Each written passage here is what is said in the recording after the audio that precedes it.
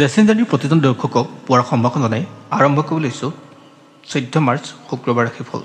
নমস্কাৰ, মই এষ্ট্ৰলজাৰ অপূৰ্ব দত্ত। বন্ধুসকল, ৰাশিফলৰ মূল ভিডিঅ'লৈ যোৱাৰ আগত পঞ্চাং অনুসৰি আজিৰ দিনটো কিছু তথ্য আপোনালোকক জনাব বিচাৰিছোঁ। আজি হ'ল 14 মাৰ্চ 2025 শুক্ৰবাৰ, অসমীয়া লেখেৰে 1431 ভাস্কৰাব্দৰ আজি ফাগুন মাহৰ 29 তাৰিখ। আজি সূৰ্যোদয় পুৱা 5:43:18 আৰু সূৰ্যাস্ত হ'ব সন্ধিয়া 5:31:01 আজি তিথি হ'ল পূৰ্ণিমা তিথি। আজি নক্ষত্ৰ হ'ব পূৰ্ব ফাল্গুনী নক্ষত্ৰ, যোগ হ'ব 16 আৰু কৰ্ণ হ'ব বৎকৰণ। আজি কোনো শিশুৰ জন্ম হ'লে তেওঁৰ ৰাশি হ'ব সিংহ ৰাশি, ক্ষত্ৰিয় বৰ্ণ, মতান্তৰ হ'ব বৈশ্যৱ বৰ্ণ। আজি অস্তুত্ৰৰ মতে মংগল আৰু বিংশোত্তৰ মতে শুক্ৰৰ দশা লাভ কৰিব। আনহাতে কোনো কন্যা আদ্য ঋতুৰ হ'লে আজি হ'ব কান্তা যুগ। বন্ধুসকল, আপোনালোকে যদি আমাৰ এই ভিডিঅ' ফেচবুকত প্ৰথমবাৰ কথা চাইছে, পেজটো ফ'ল' কৰি ৰাখিব আৰু ইউটিউবত যদি চাইছে তেনেহ'লে চেনেলটো ছাবস্ক্ৰাইব কৰি কাষত থকা বেল আইকনটো প্ৰেছ কৰিব, যাতে অনাগত দিনত আমাৰ এষ্ট্ৰলজিৰ ভিডিঅ'সমূহ আপুনি সহজে পায়। আৰু এই ভিডিঅ' লাইক, কমেণ্ট আৰু শ্বেয়াৰ কৰিবলৈ নাপাহৰিব। বন্ধুসকল, 12টা ৰাশি আছে মেঘ ৰাশিৰ পৰা মীন ৰাশিলৈ। কেনে যাব প্ৰত্যেকটো ৰাশিৰ তাকে জনাম, গতিকে ভিডিঅ'টো আপোনাক শেষলৈকে চাব। প্ৰথমে জনাব বিচাৰিছোঁ মেঘ ৰাশিৰ বিষয়ে। যদি আপুনি মেঘ ৰাশিৰ ব্যক্তি হয় তেনেহ'লে আজিৰ দিনটো আপোনাৰ ধৈৰ্য স্থিৰ প্ৰয়োজন আছে। আপুনি লোৱা সিদ্ধান্তৰ ক্ষেত্ৰত আপুনি সংযমী মনোভাৱে ল'ব লাগিব, ধৈৰ্যৰে ল'ব লাগিব, অন্যথা বহু ক্ষেত্ৰত আপোনাৰ সমস্যা আহিব পাৰে। বিবাহ বাৰু উপযুক্তসকলৰ কাৰণে আহিব ভাল খবৰ, আৰু যিসকল বিবাহিত তেওঁলোকৰ জীৱনৰ অৰ্থাৎ বিবাহিত জীৱনো সুস্থিৰ হ'ব। আজিৰ দিনটো আপোনাৰ কাৰণে ভাল দিন। ইয়াৰ হৈছে বৃষ ৰাশিলৈ। যদি আপুনি বৃষ ৰাশিৰ ব্যক্তি হয়, নতুন কামৰ প্ৰতি উন্মাদনা থাকিব, নতুন কাম কৰাৰ হাবিয়াস থাকিব। যিকোনো নতুন কামত আপুনি সফলভাৱে সমাপ্তি কৰিব পৰাকৈ যোগ থাকে। আজি আপোনাৰ আত্মবিশ্বাস থাকিব আৰু আপুনি যি কাম কৰে তাৰ ভাল ৰিজাল্ট পাব। অৱশ্যে আৰ্থিক দিশটোৰ ক্ষেত্ৰত কিছু অলপ গুৰুত্বপূৰ্ণ কথা থাকিব। ধৰি লওক, আপুনি ইনভেষ্ট কৰোঁতে যিকোনো স্থানতে ইনভেষ্ট নকৰিব। বাকী অন্যান্য সকলো দিশতে আপোনাৰ কাৰণে পজিটিভ বাৰ্তা আহিব। মাটি বাৰীৰ পৰা আৰম্ভ কৰি ব্যৱসায়লৈকে ঠিকে থাকিব, কিন্তু লেনদেনৰ ক্ষেত্ৰত বা ইনভেষ্টৰ ক্ষেত্ৰত কিছু অলপ সাৱধান হ'ব লাগিব। ইয়াৰ পিছত আহিছোঁ মিথুন ৰাশিলৈ। যদি আপুনি মিথুন ৰাশিৰ ব্যক্তি হয়, টকা পইচাৰ ক্ষেত্ৰত আজি চিন্তা কৰিবলগীয়া কথা নাথাকে। যিকোনো পৰিৱেশতে যিকোনো কামৰ কাৰণে আপোনাৰ টকা মেনেজ হ'ব। আজি বেংকিং সম্বন্ধীয় কামবিলাক আপোনাৰ হৈ উঠিব। আজি আপোনাৰ কাৰণে ভাল দিন।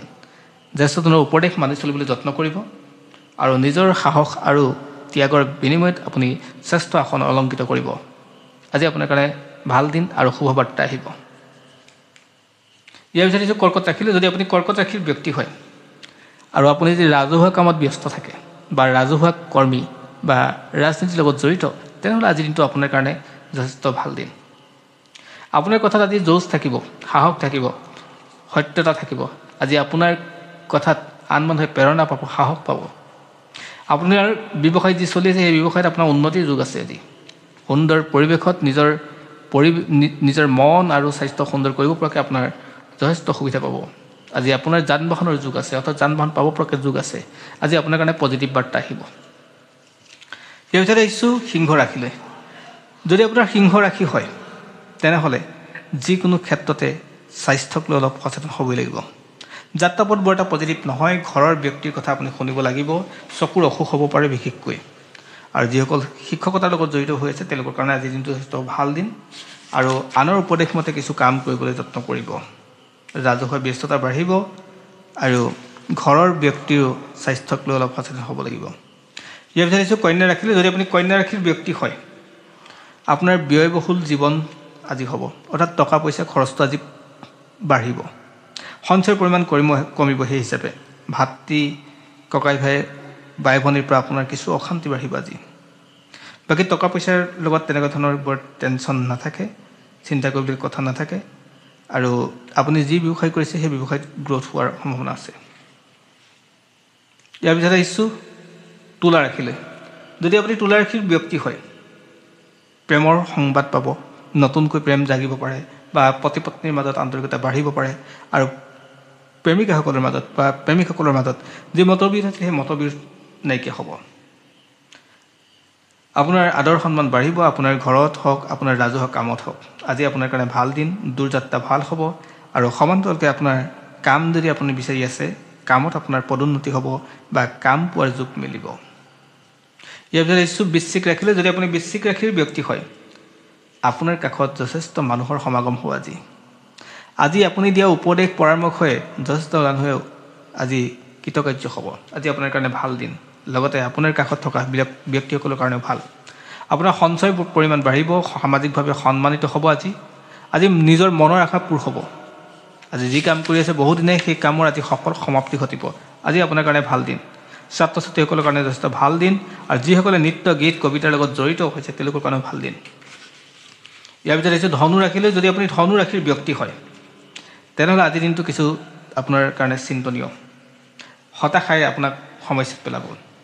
আপুনি আন মানুহৰ পৰা সহায় নহয়, আপুনি আন মানুহৰ পৰা কষ্টহে পাব।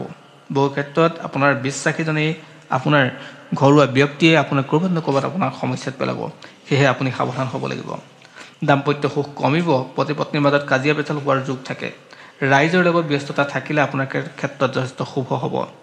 কৰ্মস্থানত সমস্যা আহিব, স্বাস্থ্যক লৈ আপোনাৰ সমস্যা আহিব।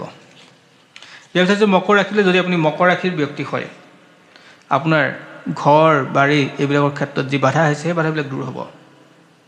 আপোনাৰ যি কাম কৰি আছে সেই কামত আপুনি কিছু কষ্ট কৰিব লাগিব আজিৰ দিনটোত। ওপৰ মহলৰ পৰা আপুনি বছৰৰ পৰা গালি খাবলগীয়া হ'ব পাৰে, তেনেকুৱা ধৰণৰ পৰিৱেশ সৃষ্টি হ'ব পাৰে। আজি প্ৰেমৰ ক্ষেত্ৰত ক'ৰবাত নহয় ক'ৰবাত আপোনাৰ বাধাপ্ৰাপ্ত হ'ব। প্ৰবঞ্চনা যাতে নহয় সেই কথা মন কৰিব, অলপ সাৱধান হ'ব তেনে ক্ষেত্ৰত। আৰু ইয়াৰ পিছত আহিছোঁ কুম্ভ ৰাশিলৈ। যদি আপুনি কুম্ভ ৰাশিৰ ব্যক্তি হয়, আৰু আপুনি যি ছাত্ৰ ছাত্ৰী বা অৰ্থাৎ পঢ়া শুনা কৰিছে, আপোনাৰ কাৰণে আজি দিনটো যথেষ্ট ভাল দিন।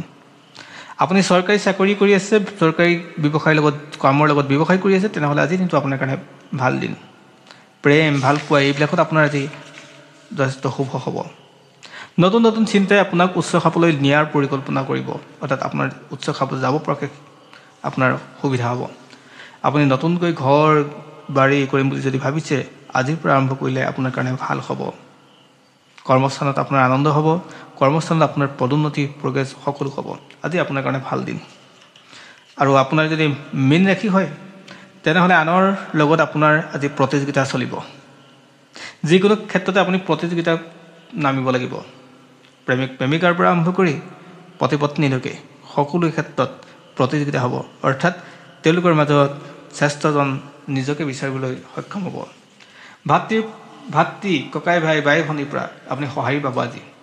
আজি আপোনাৰ যাত্ৰা যিকোনো দিশত গ'লেও আপোনাৰ কাৰণে চিন্তা নোহোৱা নহয়, অৰ্থাৎ সৰু সৰু কথাতে আপোনাৰ যিকোনো স্থানতে চিন্তাৰ কাৰক হৈ পৰিব। সেয়েহে সেই ক্ষেত্ৰত আপুনি সাৱধান হ'ব। ব্যৱসায়ত উন্নতি হ'ব, স্বাস্থ্য ভাল থাকিব।